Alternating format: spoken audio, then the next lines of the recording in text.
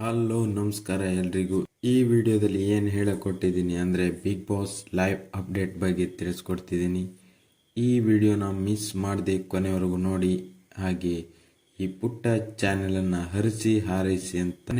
Captain ಆದ ಧನುಷ್ ಮತ್ತು ಆಟದಿಂದ ಹೊರಗುಳಿದ ಗಿಲ್ಲಿಯನ್ನು ಬಿಟ್ಟು 3 ಸದಸ್ಯರು 2 ತಂಡವನ್ನು ರಚಿಸಿಕೊಳ್ಳಬೇಕಾಗಿ ಬರುತ್ತೆ. ಈ ಟೀಮ್ ರಚನೆಯ ಹಂತದಲ್ಲಿ ಅಭ್ಯರ್ಥಿಗಳ ನಡುವೆ ಜಗಳಗಳು ಶುರುವಾಗುತ್ತೆ. ರಾಶಿಕಾ ಮತ್ತು ರಕ್ಷಿತಾ ನಡುವೆ ಹಲವು ಕಾಲ ಜಗಳ ನಡೆಯುತ್ತೆ.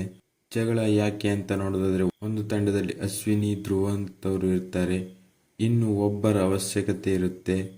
ರಕ್ಷಿತಾ ಅವರು ಇವರ ತಂಡಕ್ಕೆ ಸೇರಲು ಒಪ್ಪಿರುತ್ತಾರೆ. ಆದರೆ ಅಶ್ವಿನಿ ಅವರ ಮಾತಿನಿಂದ ರಕ್ಷಿತಾ ಇವರ ತಂಡ ಸೇರಲು ಒಪ್ಪಲ್ಲ.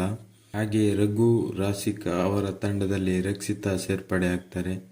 ಆಗ ರಾಶಿಕಾ ಮತ್ತು ರಕ್ಷಿತಾ ನಡುವೆ ಜಗಳ ನಡೆಯುತ್ತೆ. ರಾಶಿಕಾ ಅವರು ಹೇಳ್ತಾರೆ ರಕ್ಷಿತಾಗೆ ಅರ್ಥನೇ ಆಗಲ್ಲ ಅಂತ. ಈ ಕಾರಣಕ್ಕಾಗಿ ಅವರಿಬ್ಬರ ನಡುವೆ ಜಗಳವಾಗುತ್ತೆ.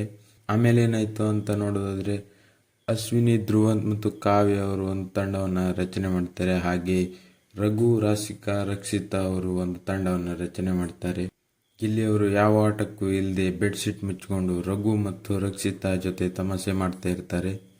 ಗಿಲ್ಲಿಯವರು ಟಾಸ್ಕ್ನಿಂದ ಹೊರಗಿದ್ರೂ ಸಹ ಅವರು ಹೇಗೆ ಮುಂದುವರಿಬೇಕು ಅಂತ ಚೆನ್ನಾಗಿ ಗೊತ್ತಿದೆ ಹೇಳ್ಬೋದು. ಮಾನ್ ಕಿಲಾಡಿ ನಮ್ಮ ಗಿಲ್ಲಿ. ಈ ಸಲ ಗಿಲ್ಲಿನೇ ಕಪ್ ಗೆಲ್ಲೋದು ಅನ್ನೋ ನಂಬಿಕೆ ಇದೆ. ಆದರೆ ಬಿಗ್ ಬಾಸ್ ನಿರ್ಧಾರ ಏನಿರುತ್ತೋ ಗೊತ್ತಿಲ್ಲ. ಈ ವಿಡಿಯೋ ಇಷ್ಟವಾಗಿದ್ದರೆ ಲೈಕ್ ಮಾಡಿ, ಹಾಗೆ ಸಬ್ಸ್ಕ್ರೈಬ್ ಮಾಡಿ ಅಂತ ಹೇಳ್ತಾ ಈ ವಿಡಿಯೋನ ಮುಗಿಸ್ತಾ ಇದ್ದೀನಿ. ಧನ್ಯವಾದಗಳು.